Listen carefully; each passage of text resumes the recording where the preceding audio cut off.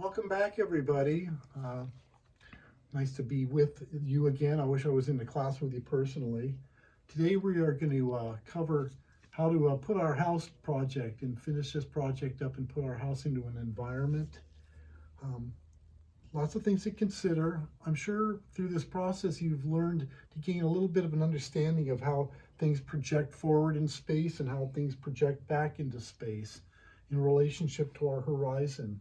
Well, today we're going to put some natural elements into it and put this into a natural environment. Where do we start? Let's think about our foreground, which is obviously our ground level where everything is sitting. So we've got shrubs to consider, we've got walkways to consider, we've got grasses and things that we will indicate. We're not going to go ahead and try to put every little element, every leaf on the tree into the picture. We're just going to go ahead and stick with primarily contour line that will help us just kind of put this into an environment and finish our drawing. I'd like to start here on the ground plane and work our way forward, and then we will go ahead and put some things and work our way into the background. Where am I going to start here? Let's see here. Let's think about some shrubs here. We can do some landscaping around the house. I'm going to start right back here and put a little tuck around this little corner here. I'm going to tuck a shrub back into the background. We're not going to draw leaves. We're just going to put little indications, contour lines. Let's put a shrub down in this area. They are clumps. Shrubs are not a bunch of little leaves. They are clumps, foliage clumps that we see. They are irregular in their shape. Think about them receding a little bit forward into the space and then back as well. Maybe there's going to be a little bit of a clump back here in the background. So there's made up of different little clumps, foliage clumps. Let me think about a walkway perhaps, or a driveway coming up to this little garage here. I've drawn this little, and it doesn't have to be a solid line. You can kind of break it. That gives a little bit of an indication. Maybe it disappears behind that bush and comes out again. Now think about this little walkway. It's still parallel with the side of the house. So we're going to be kind of thinking about where our vanishing points are in relationship to our building as well. So keep that in mind as we're working along. I'm going to put some maybe little indication of some grasses here. Just kind of break it up and give us a feeling of some texture here and some grass area. How about a little walkway up to the the entrance stairs? Think about, again, we're working on a flat plane. We don't want things to look like they're facing us. We got to kind of think of this horizontal placement of these. So suppose we're going to put some little flagstone pavers.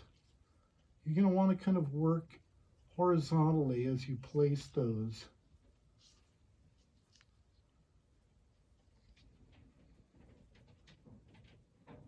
So that it feels like they're laying flat on the surface. These little flagstone pavers are generally kind of irregular shapes. So you don't have to make them perfectly round or square. And then as we come out into the foreground, maybe space them out a little bit. And just kind of let them disappear into a vignette, an indication. I'm going to put one more back here at the foot of the stairs. Okay, so now you can see that we're projecting out into our space and coming forward with our elements. How about if I put a little bush over here in this corner of this thing? Now, of course, we're seeing right through this bush at this point. I will come back in. And since I'm working in ink, I'm going to have to use some paint to kind of make some things disappear. But I'll work my way up to that when I get done with putting all these elements in. Maybe that's all I want. How about some perhaps across the front of this little porch?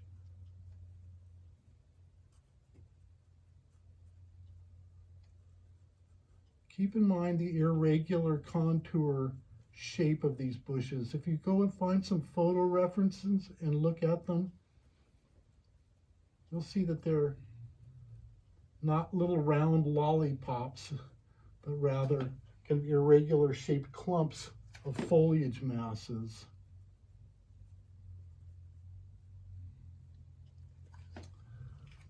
What other little landscape elements can we think of? How about some boulders? I always kind of like big boulders out in the landscape. They can kind of be a nice little element. I'll place a boulder out here. Maybe another little one in front.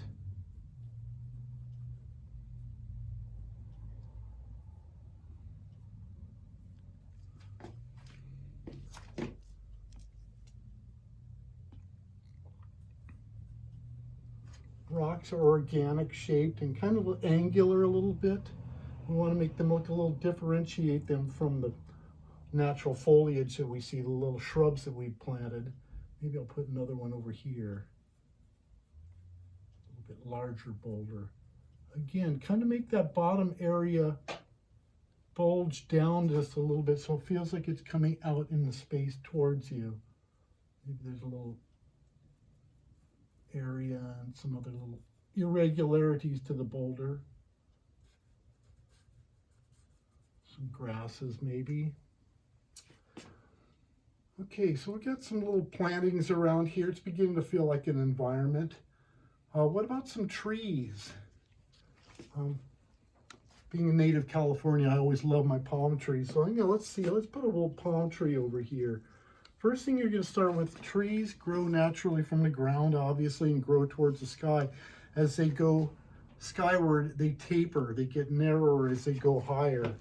So let's see, we'll take and give ourselves a long, tall Washingtonian palm tree trunk.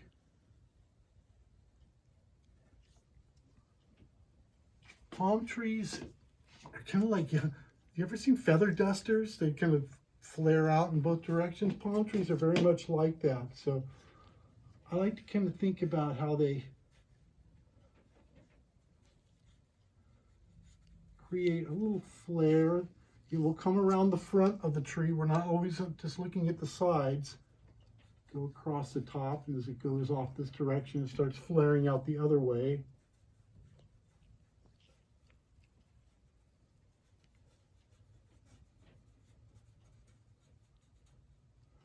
Now another thing, so we don't want to make it just look like a little firework that's just exploded. Palm trees have fronds that come out towards us as well. So we're going to kind of indicate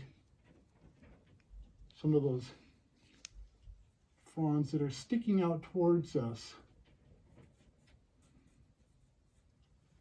to make it look like it's fully rounded. Of course, we've got some little dead palm fronds that hang down here, what we call the skirt of the palm tree. So yeah, they're okay. Now we've got some vertical elements going into our landscape. I'm going to put another little one back in the distance just for the fun of it.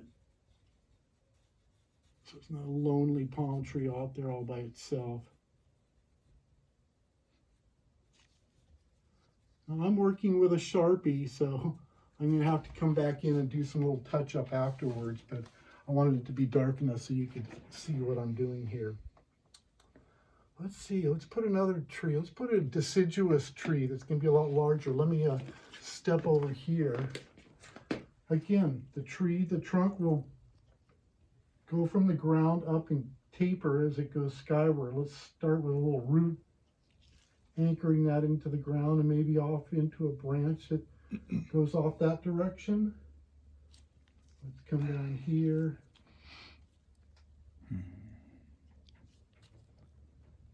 Can I get my cameraman to zoom in just a little bit? Notice how in the ground it is a little thicker at the ground and it tapers as it grows towards the sky. And I've got these branches that are sectioning off of there. Let me continue with that branch here and define that maybe. The main trunk is still going up, still tapering as it climbs higher. Maybe another branch there.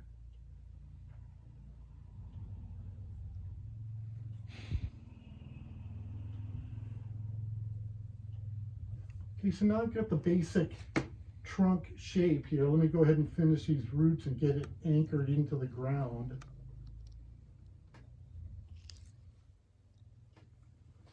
Okay, let's think about the foliage mass again. The foliage is an irregular shape similar to our bushes and shrubs that we put in here. So I want to put a pretty good canopy on this tree. So I'm going to go ahead and, again, it's going to have an irregular contour shape. You'll see little breaks, little negative spaces in the background. And it's going right off the page there, so I'm going to go ahead and continue this.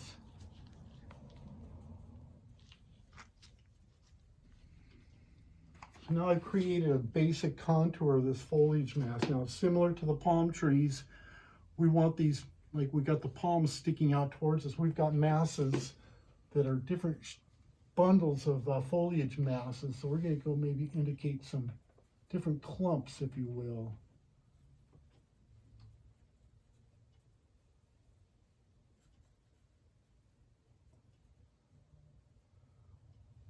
Sometimes we see through trees. This is what we call sky holes. Maybe you see a little indication of a branch up there sticking through.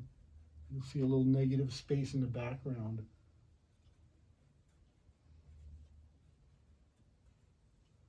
Let's put another little sky hole up here.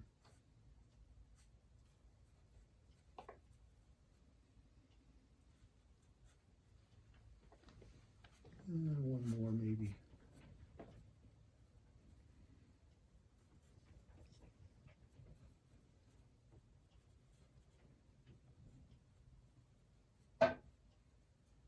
All these systems of branches support these little clumps of foliage masses that we see in trees. So again, since we're just working in contour line, we want to keep it simple. We're not going to try to indicate leaves on there. It's just a mass of different foliage clumps here. I'm going to go ahead and, since I've got this big clump over here, I'm going to put another little branch in there to support that clump.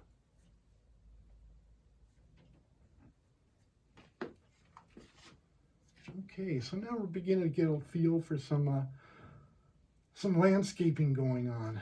Keep in mind where your horizon line is.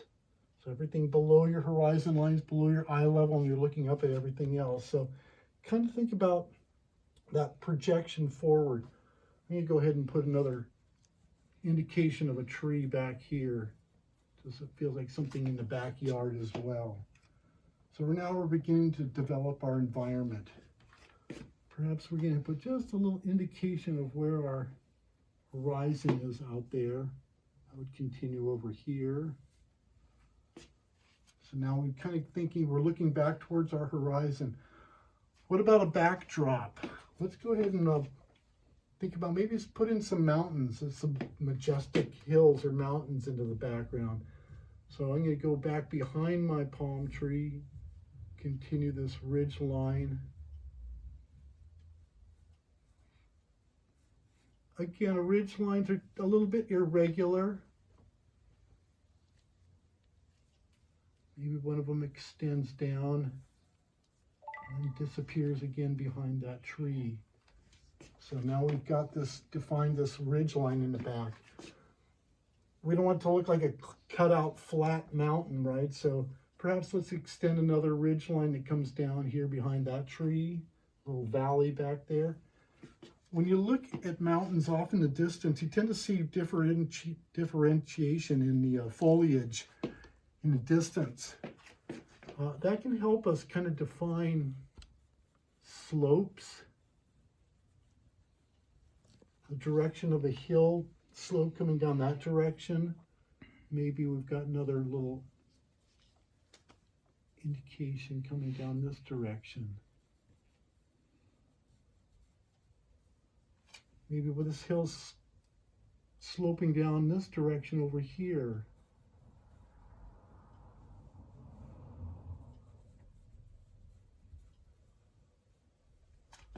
These little indications just kind of trick the eye and give us a sense that there's some sort of shrubbery and things growing on the hills off into the distance, so they don't just look like little flat cutout shapes in the background.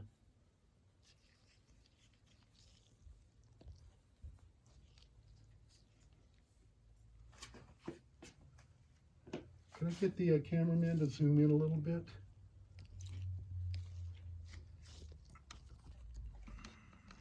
So as you can see, I think I'm going to put another little clump, add another little foliage mass to my tree in the background here.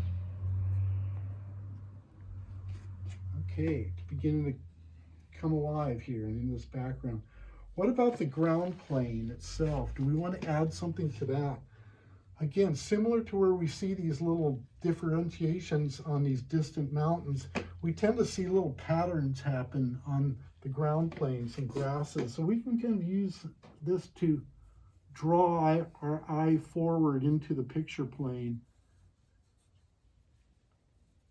and just create these little shapes. But again, you want to make them feel like they're coming forward.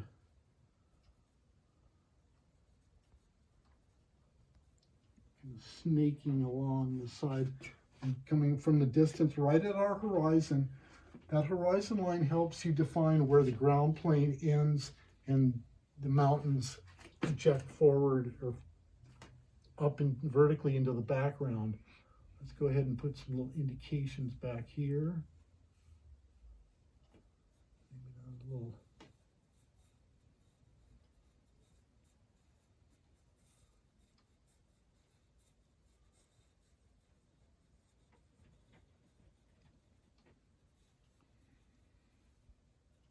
extending off into the background.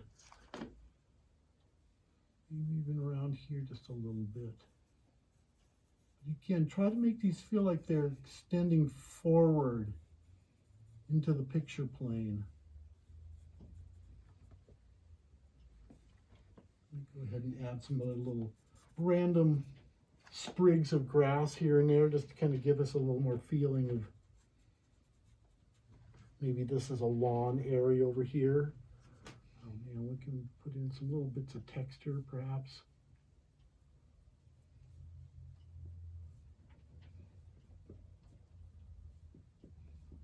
Little random dots here and there. It kind of make us feel like it's a little bit of a texture rather than just a flat, perfect little plane there.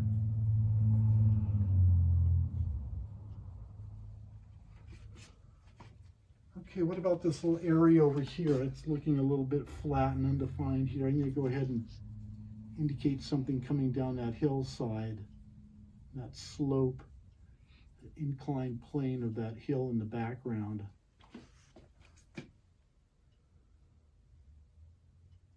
I think we're getting pretty close to all that we really need in this image.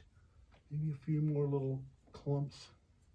Make this tree feel like it's not so flat there. Perhaps another little foliage mass here. This is looking a little bit boring up here. Let me go ahead and add some action.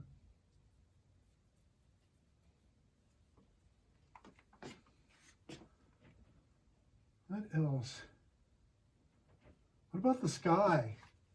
Let's put some God, it's springtime, you guys. Have you been enjoying all these massive cumulus we have floating around? Clouds are always a wonderful little element to put in. Let's put in some nice cumulus clouds floating in the background. Again, they're really kind of irregular shaped, big masses of moisture, warm air that has floated up into the atmosphere and created these beautiful puffy clouds. They tend to be flat along the bottom, across the bottoms of these clouds. Some of them may be down below the ridge line, billowing up behind the mountains in the distance. Now, similar to our trees and such, they aren't just these flat outline shapes.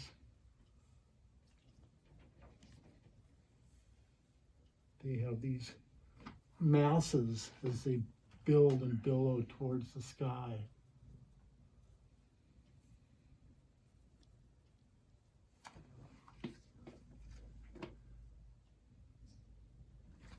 I think that may do it here. Just a little wisp of those getting blown off in the tops. Give us a feel of the wind blowing those. Okay, A couple last little things I wanted to talk about that I didn't get a chance to talk when we were working on the houses themselves, or perhaps some little details on the surface of the house as well. I'm going to switch to a smaller pen. We do indications. We don't, similar like we don't put leaves on the trees. If we want to have siding, say horizontal siding on this building, we're going to put little indications here and there. Your eye kind of fills in the blank areas. What about shingles on a roof? Same kind of thing applies. This is what we call alliteration. The shingles, of course, lay on that plane and they run parallel with the ridge line. And then the shingles themselves lay down on the plane of the roof. Let's go ahead and find some other little areas where we can indicate some shingles here and there that our eye again will tend to fill in all the blank areas in between. You just need a little indication.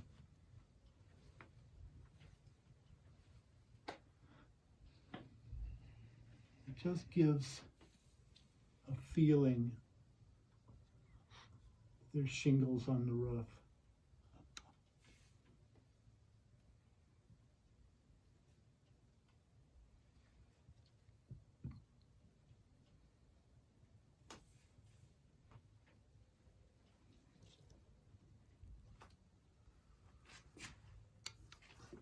Maybe a couple back here.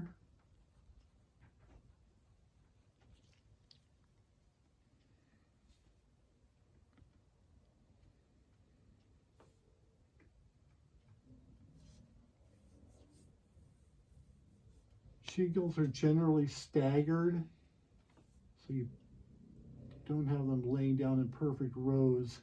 They're a little bit offset from each other.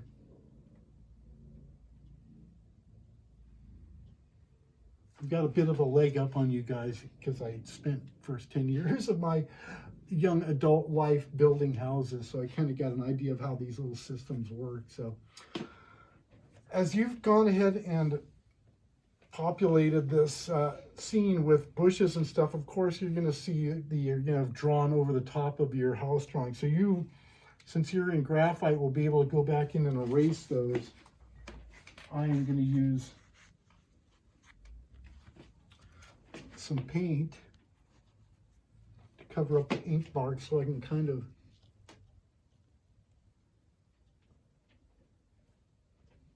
erase these lines, essentially.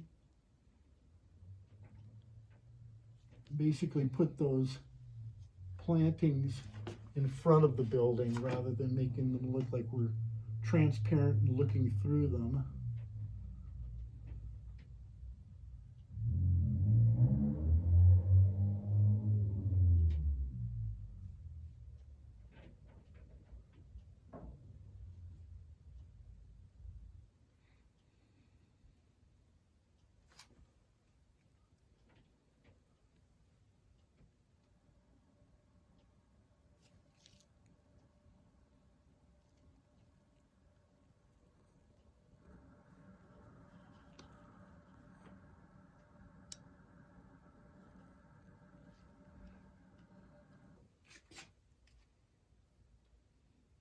I think that about does everything here. I'm feeling good about it. Now our house isn't this lonely little structure sitting out on a blank page. We put our house and our little building into an environment, and very inviting little environment, if I do say so myself. Come on, a little more touch up here.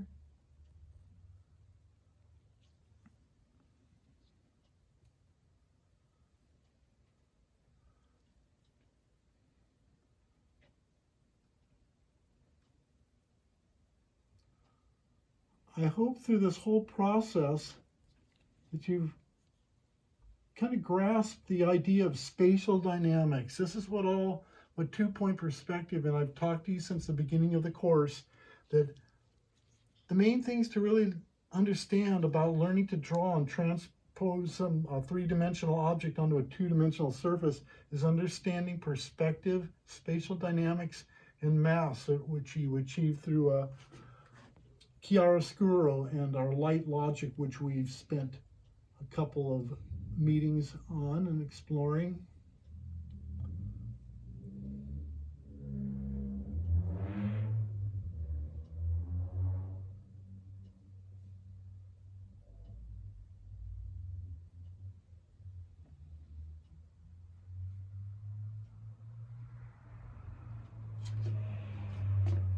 So that looks pretty good. I think this is about all you really need for the completion of this particular project. I wish that I was working with you personally in the class. I'm sorry that we have to go through this videotaping and virtual education that we're faced with during this crisis, but I hope that this will help you kind of understand how to put and think spatially again. Think about that ground plane. Think about it projecting forward towards you.